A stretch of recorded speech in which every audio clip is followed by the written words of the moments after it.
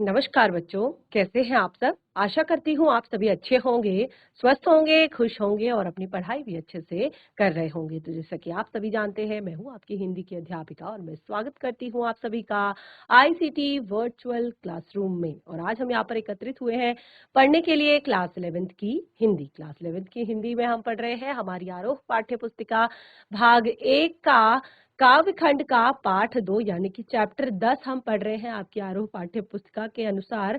तो उसमें हमारे चैप्टर का नाम है मीरा के पद। तो यहाँ पर हम मीरा के 2 पदों को पढ़ रहे हैं। लास्ट सेशन में हमने पहला पद जो है उस पर डिस्कस किया था। साथ ही मीराबाई के विषय में भी काफी सारी चीजें मैंने आप लोगों के साथ शेयर की थी। और जो होमवर्क मैंने आप लोगों को दिया था, मैं आशा करती हूँ कि आप लोगों ने वो अपनी नोटबुक में किया होगा। और आज भी हम अपने इसी टॉपिक को कंटिन्यू करेंगे, इस चैप्टर को यहाँ पर कंप्लीट करेंगे और इस पार्ट से जुड़े हुए प्रश्न उत्तर भी डिस्कस करेंगे। तो चलते हैं स्मार्ट बोर्ड की तरफ, शुरू करते हैं अपने आज का सेशन। सभी बच्चे ध्यान पूर्वक पढ़ेंगे, साथ ही समझने का प्रयास भी करेंगे। तो देखिए, हमने यहाँ पर शुरुआत की थी अपने लास्ट सेशन में सबसे पहले मीराबाई के जीवन परिचय से। और यही चीजें मैंने आप लोगों को यहाँ पर अपनी कॉपी में नोट डाउन करने के लिए भी कही थी कि आप मीराबाई से जुड़ी हुई, जो मीराबाई से रिलेटेड जरूरी बातें हैं, जैसे उनके जन्म के विषय में कि उनका जन्म, क्योंकि यहाँ पे मैंने काफी सारी चीजें शेयर की हैं। तो यहाँ पर आपने ये पूरा आपने नहीं लिखना है, आपने केवल लिखना है उनके जन्म के विषय में और उनकी जो एक तरह से उनकी मृत्यु के विषय में आपने लिखना है, और उन्होंने किस तरह की रचनाएं की हैं उनके बारे में आपने लिखना है, भाषा शैली आपने उनकी लिखनी है। तो ये सारी चीजें आपने केवल लिखनी है मीराबाई के विषय में। तो आप देख सकते हैं यहाँ पर हमने जो चीजें पढ़ी थी उनमें हमने पूरा एक तरह से उनका जीवन परिचय पढ़ा था कि कम उम्र में ही उनकी शादी हो गई थी और उस शादी के कुछ वर्षों के पश्चात ही उनके पति की मृत्यु भी हो गई थी, और किस तरह से उनके ससुराल वालों ने उनके साथ एक तरह से अत्याचार किया, क्योंकि वो चाहते थे कि मीराबाई जो है अपने पति के साथ ही सती हो जाएं, और अगर वो सती ना भी हो तो वो अपने जो भी रंगीन वस्त्र है या जो सौभाग्य के प्रतीक जो आभूषण या उन्होंने श्रृंगार जो किया हुआ है उसको उतार दे। लेकिन मीराबाई इसके लिए बिल्कुल भी तैयार नहीं थी। ना तो उन्होंने सती होने के लिए एक तरह से अपने परिवार की बात मानी, और ना ही इस बात के लिए क्योंकि उनका वो बचपन से ही कृष्ण से उनका जुड़ाव हो चुका था, और पति की मृत्यु के बाद तो वो कृष्ण को ही अपना पति मान चुकी थी, कृष्ण को ही अपना सब कुछ मान चुकी थी।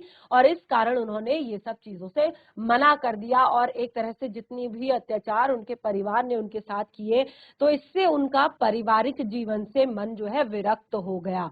वो साधु संतों के साथ रहने लगी, सत्संग करने लगी और कविताएं लिखने लगी, पद लिखने लगी। और इस तरह से उनकी जो रचनाएं हैं, उनकी रचनाओं में एक तरह से सूफियों का प्रभाव, क्योंकि वो सूफी संतों के प्रभाव में ज्यादा रही, और ब्रज भाषा का प्रभाव, क्योंकि उन्होंने मथुरा वृंदावन आदि जगहों पर अपना एक तरह से लेखन, अपना ये जो पद हैं अपने लिखे। तो इस तरह से उनकी सारी चीजें हमने लास्ट सेशन में, तो उनकी सारी चीजें हमने यहाँ पर पढ़ी। और उनको उनकी एक तरह से वो बार बार एक ही कहती थी, उनकी पूरी जितनी भी कविताएं थी उन कविताओं में क्या था, एक तरह से दर्द का प्रभाव था। यानी कि बार बार वो यही कहती थी कि मेरे दर्द को कोई नहीं जानता, यानी कि मेरे मन में क्या है कि मैं तो ईश्वर को समर्पित हो चुकी हूँ, इस चीज को समझने के लिए कोई भी तैयार नहीं है। वो कहती थी ना शत्रु ना मित्र, कोई भी मेरे दर्द को नहीं जानता है। उनकी जो प्रमुख रचनाएं थी वो मीरा पदावली और नरसी जीरो महारो में संकलित है। तो पहला और दूसरे पद के विषय में हमने यहाँ पर पढ़ा था। तो पहले पद में मीरा कहती है कि उनके जीवन में कृष्ण ही सर्वस्व है, उन्होंने सब कुछ छोड़ दिया है, लोक लाज छोड़ दी है, कुल की मर्यादा के सारे बंधन तोड़ दिए हैं, संतों का संग कर लिया है, आंसुओं के जल से कृष्ण की प्रेम रूपी बेल को वो सींच रही है, और अब वो जो प्रेम रूपी बेल है वो फैल चुकी है। यानी कि अब उन्हें फर्क नहीं पड़ता संसार के लोगों से, उनकी बातों से, उनके तानों से, और उनकी किसी भी तरह की कोई प्रक्रिया से, क्योंकि वो कहती है वो पूरी तरह से कृष्ण को समर्पित हो चुकी हैं और इसी तरह से अब उनके वो प्रेम रूपी बेल जो है वो फैल चुकी है और उनको अब आनंद के फल प्राप्त होने लगे हैं। तो बहुत ही सुंदर हमारा पहला पद था जिसको हमने पढ़ा, और दूसरा पद भी इसी तरह का है। इसमें मीराबाई कृष्ण के प्रति अपनी दीवानगी, अपने प्रेम को प्रकट करती हैं और नारायण के प्रति अपने आप को पूरी तरह समर्पित कर चुकी हैं, ऐसा वो बताती हैं। तो चलिए जो लास्ट सेशन में पढ़ा था एक बार पद, उसको यहाँ पर रिवाइज कर लेते हैं, उसको पढ़ लेते हैं। जीआईसी बाग वाला, क्या बच्चे आप मुझे सुन पा रहे हैं? जीआईसी बाग वाला हैंड रेस करके बताएंगे बच्चा। जीआईसी बाग वाला, क्या बच्चे आप मुझे सुन पा रहे हैं? Yes, very good. ध्यान पूर्वक पढ़िएगा, समझने का प्रयास कीजिएगा। अभी लास्ट में यहाँ पर कुछ प्रश्न भी करूंगी मैं। तो यहाँ पर पद को एक बार पढ़ लेते हैं, और लास्ट सेशन में मैंने आप लोगों को होमवर्क दिया था कि आप लोग इस जो पहला पद हमने पढ़ा है इसकी सप्रसंग व्याख्या अपनी नोटबुक में करके लेकर आएंगे। तो मैं आशा करती हूँ कि आप लोगों ने किया होगा होमवर्क। चलिए एक बार पद को पढ़ लेते हैं, रिवाइज कर लेते हैं। मेरे तो गिरधर गोपाल दूसरो न कोई, जाके सिर मोर मुकुट मेरो पति सोई। छाड़ दई कुल की कानी, कहाँ करी है कोई, संतन ढिंग बैठी बैठी लोक लाज खोई। असवन जल सींच सींची प्रेम बेली बोई, असवन जल सींच सींची प्रेम बेली बोई, अब त बेल फैल गई आनंद फल होई। दूध की मथनिया बड़े प्रेम से विलोई, दूध की मथनिया बड़े प्रेम से विलोई, दधी मथि घृत काढ़ी लियो डारी दई छोई। भगत देख राजी हुई जगत देख रोई, दासी मीरा लाल गिरधर तारो अब मोही। अब यहाँ पर मीराबाई जो है अपने आप को कृष्ण की, गिरधर की, गिरिराज पर्वत को धारण करने वाले श्री कृष्ण की दासी कहती हैं, और कहती हैं कि हे कृष्ण, मैं तो आपकी दासी में हूँ और मैं अब पूरी तरह से आपकी शरण में हूँ, तो मुझ शरणागत को अब तारो, मुझ शरणागत को इस संसार रूपी भवसागर से पार लगाओ। तो यहाँ पर देखिए मैंने आपको कठिन शब्द जो है वो भी आपको नोट डाउन करवाए थे, बताए थे कि आप इनको साथ के साथ लिख लें। तो एक बार यहाँ पर इसकी व्याख्या जो है उसको पढ़ लेते हैं, समझ लेते हैं। तो चलिए सप्रसंग व्याख्या करते हैं इसकी। प्रस्तुत पद्यांश कृष्ण की दीवानी मीराबाई द्वारा रचित है। इसमें मीरा की अनन्य भक्ति भावना प्रकट हुई है। मीरा कृष्ण के प्रति इस तरह समर्पित है कि उसने भक्ति की राह में आने वाले अपने जितने भी भाई बंधु थे, पति थे, सास ससुर आदि अपने परिवार सबको त्याग दिया। तो इस तरह से आप प्रसंग लिखेंगे। और उसके बाद व्याख्या, तो यहाँ पर बहुत ही अगर आपने भावार्थ समझ लिया है तो व्याख्या आपके लिए बहुत ही इजी है कि कृष्ण की दीवानी मीरा सारी दुनिया के सामने अपने प्रेम को बेबाकी से व्यक्त करते हुए कहती है कि मेरे तो इस संसार में केवल और केवल गिरधर यानी कि गिरिराज पर्वत को धारण करने वाले कृष्ण ही हैं, और मेरा यहाँ पर अपना कोई नहीं है। ये मेरे पति तो केवल वही है जिसने अपने सिर पर मोर मुकुट धारण कर रखा है। उसे छोड़कर माता पिता भाई रिश्तेदार कोई भी मेरा अपना नहीं है, मैंने सबको त्याग दिया है। वही मोर मुकुट धारी ही एकमात्र मेरा सहारा है। मैंने अपनी कुल की प्रतिष्ठा का विचार ही त्याग दिया। क्या कहती हैं? छोड़ दई कुल की कानी, मैंने अपने कुल की प्रतिष्ठा का विचार ही त्याग दिया कि मेरे परिवार की इज्जत का क्या होगा, मेरे कुल की इज्जत का क्या होगा, मेरे घर के लोग मुझे क्या कहेंगे, मेरी फैमिली के लोग मुझे क्या कहेंगे, मेरे ससुरालियों के लोग वाले मुझे क्या कहेंगे। क्योंकि अब वो जो सब कुछ त्याग कर अगर भगवान का हो चुका है, उसको फिर संसार से कोई लेना देना नहीं। उसने अपना सर्वस्त्र त्याग कर दिया है, लोभ त्याग दिया है, मोह त्याग दिया है, सब कुछ त्याग दिया है संसार से। तो वो अब उनको किसी से कोई लेना देना नहीं है, वो उन्होंने अपने आप को पूरी तरह से कृष्ण को समर्पित कर दिया है। तो वो कहती है अब मेरा कोई क्या कर लेगा, मेरे तो रक्षक स्वयं भगवान है। मैंने माया से विरक्त संतों के साथ बैठ बैठ कर ये जो लोक लाज थी रही सही, क्योंकि अब वो संतों के संग बैठने लगी हैं, सत्संग करने लगी हैं, तो वो कहती है ये जो बची खुची लोक लाज थी, संसार की जो शर्म थी कि लोग क्या कहेंगे, इस बात को भी मैंने छोड़ दिया है। मैंने अपने विरह के आंसुओं से, अश्रुओं से, अपने दुख के आंसुओं के जल से सींच सींच कर, कौन सा दुख, जब उनके पति की मृत्यु हो चुकी थी तो उसके बाद जब वो कृष्ण की भक्ति करती थी, क्योंकि पहले तो लोगों ने उन्हें कहा कि तुम सती हो जाओ, उसके बाद कहा कि अपना श्रृंगार पूरा उतार दो, और वो क्योंकि मन ही मन कृष्ण को अपना पति मान चुकी थी, अपना सब कुछ मान चुकी थी, तो उनके लिए ये एक क्या थे, आडंबर थे।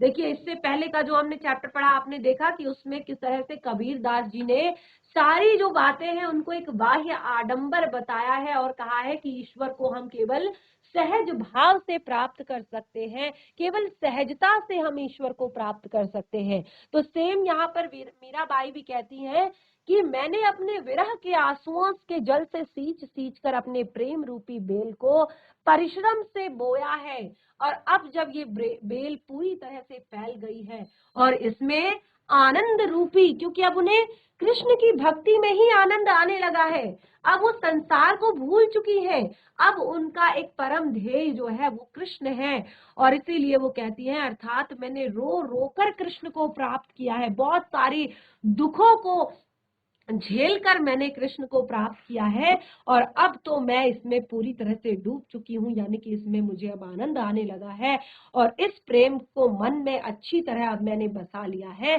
तो इसे अब इस भगवत प्रेम में ही मुझे आनंद आने लगा है। अब यहाँ पर यही आनंद के पल यहाँ पर लगने लगे हैं। और आगे देखिए क्या कहती हैं कि दधी मथी घृत काढ़ी लियो, दधी मथी घृत काढ़ी लियो, क्या करते हैं घर में, दही को मथकर उसमें से जो घृत, घी, जिससे घी ये कीमती होता है ना, घी मक्खन बहुत ज्यादा महंगा होता है, और वहीं पर आप 1 लीटर छाछ और 1 लीटर घी की कीमत का एक तरह से अंदाजा लगाइए। 1 लीटर घी 800 से 1000 रुपए लीटर होता है, केवल 1 लीटर, यानी कि 1 किलो भी कहते हैं।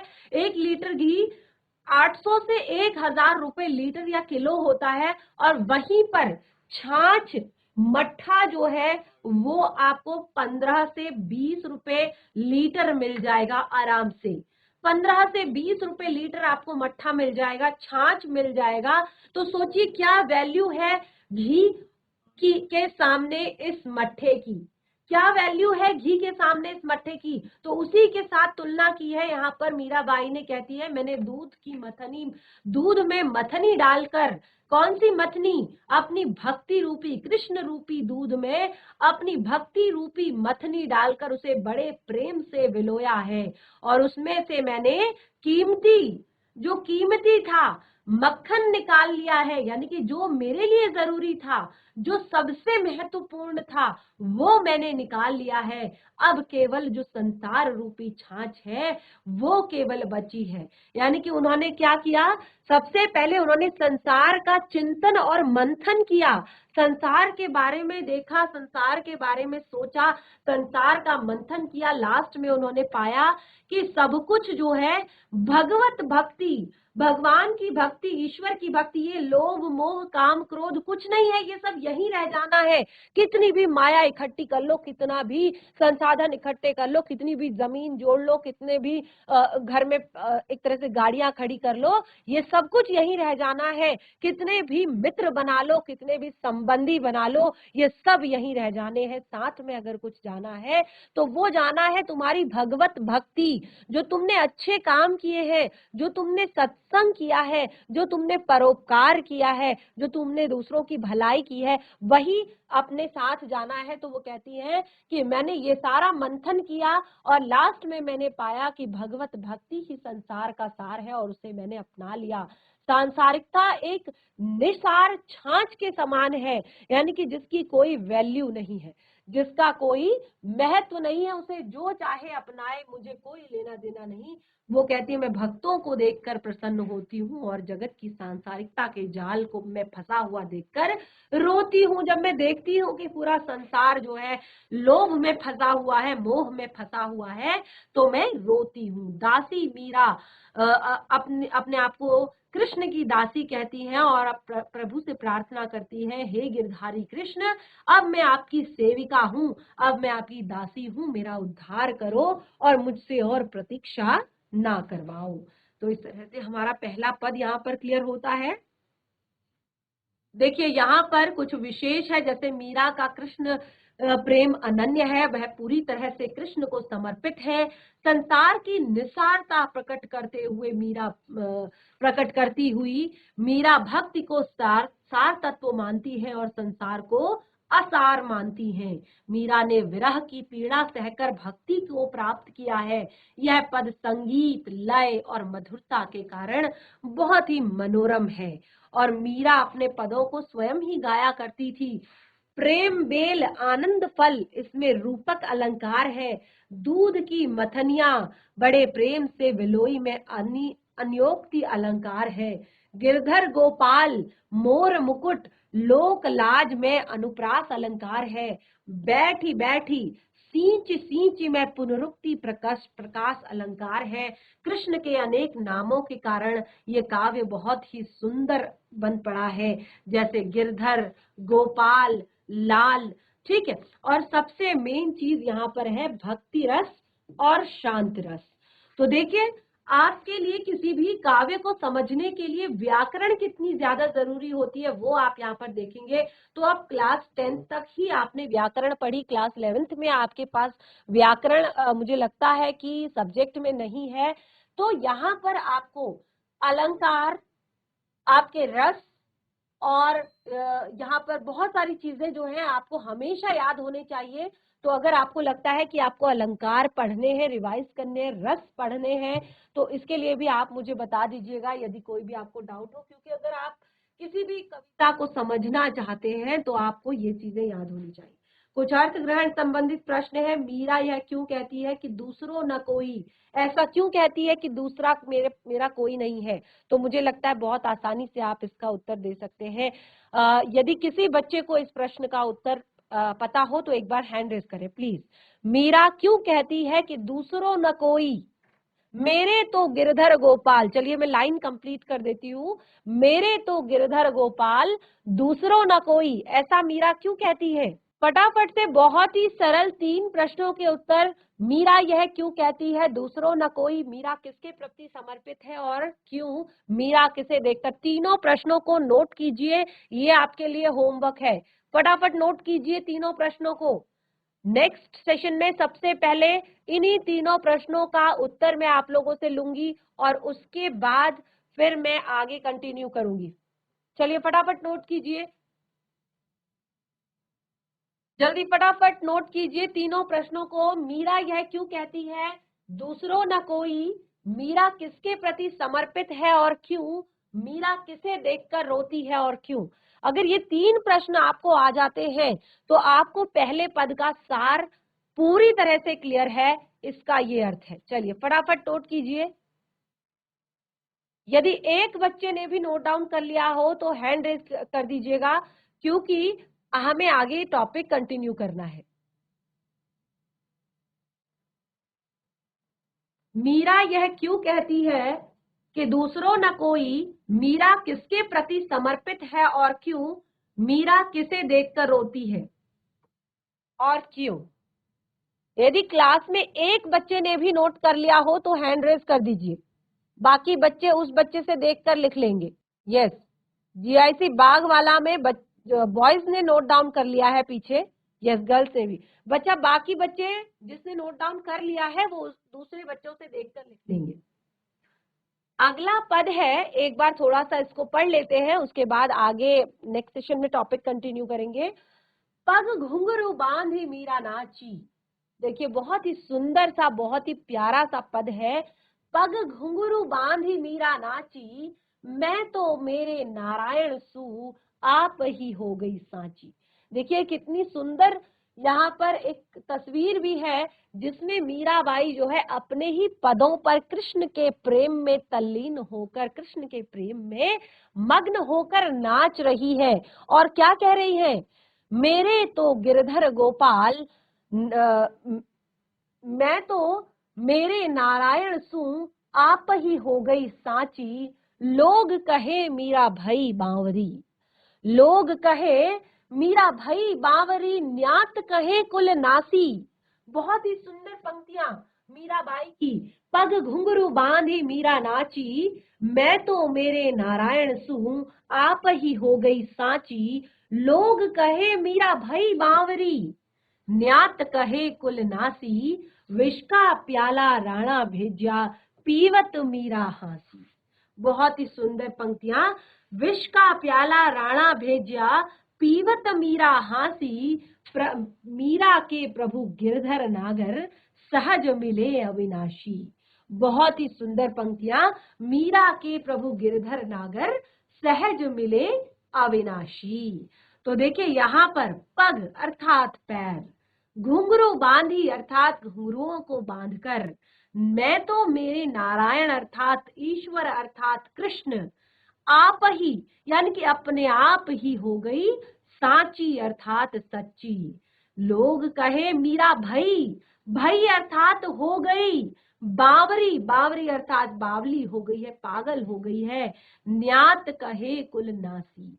न्यात शब्द का अर्थ होता है कुल या बिरादरी या जो उनका खानदान है, जो उनका परिवार है। न्यात कहे कुल नासी, विष का प्याला, कुल नासी अर्थात कुल का नाश करने वाली, क्योंकि घर की पुत्र वधू, घर की जो पुत्र वधू है, इतने बड़े राजमहल की जो पुत्र वधू है, अगर वो इस तरह के काम करेगी, वो संतों का संग करेगी, वो संतों के बीच में जाकर कीर्तन करेगी, वहां पर नृत्य करेगी, तो लोग तो बातें बनाएंगे ही, और खास तौर पर उनकी खुद की फैमिली वाले कि ये तो हमारे कुल का नाश करने वाली है, कुल का नाश करने वाली है। यानी कि ये जब पुत्र वधू आती है तो परिवार में जो सब लोग होते हैं वो खुश होते हैं कि अब हमारे घर में पुत्र वधू आई है, अब हमारा कुल जो है और ज्यादा उज्जवल होगा। लेकिन मीरा के परिवार के लोग कहते हैं कि ये कुल नासी है, कुल का नाश करने वाली है। क्यों कहते हैं? क्योंकि वो संतों का संग करने लगी है, संतों के बीच में जाकर नृत्य करने लगी है, और विष का प्याला राणा भेजो। तो ये मैंने यहाँ पर आपको आगे पहले जब हमने मीराबाई का जीवन परिचय जब बताया था तो उस टाइम पे मैंने आपको क्लियर किया था कि क्यों भेजा था राणा ने विष का प्याला। तो इस टॉपिक को, इस पद को हम आगे अपने नेक्स्ट सेशन में समझेंगे, साथ ही इसके भावार्थ को भी समझेंगे और पाठ से जुड़े हुए प्रश्न उत्तर भी यहाँ पर डिस्कस करेंगे। तो बच्चों, आपने यहाँ पर मीराबाई के पदों में जो हमारा पहला पद था वो आज बहुत अच्छे से हमारा क्लियर हो चुका है, और मुझे लगता है अब उसमें कोई भी डाउट आपके लिए नहीं बचना चाहिए, क्योंकि लास्ट सेशन में भी हमने उससे पढ़ा था और अभी भी हमने उसे रिवाइज कर लिया है, उससे जुड़े हुए यहाँ पर प्रश्न जो है उनको भी डिस्कस कर लिया है। तो नेक्स्ट सेशन में अगले पद को पढ़ेंगे, उसके भावार्थ को समझेंगे और साथ ही चैप्टर से जुड़े हुए प्रश्न उत्तर भी यहाँ पर हम करेंगे। तो आज का आपका होमवर्क है कि जिन बच्चों ने लास्ट सेशन में पहले पद का भावार्थ अपनी नोटबुक में नहीं लिखा है उनको लिखेंगे, और साथ ही जो 3 प्रश्न मैंने आप लोगों को दिए हैं उन तीनों प्रश्नों को हल करके यानी कि उनका उत्तर आप लिखकर लाएंगे और सबसे पहले क्लास में पढ़कर यहाँ पर सुनाएंगे। तो इस तरह से हमारा आज का सेशन यहाँ पर समाप्त होता है। हम मिलेंगे अपने नेक्स्ट सेशन में, तब तक के लिए धन्यवाद। आपका दिन शुभ हो।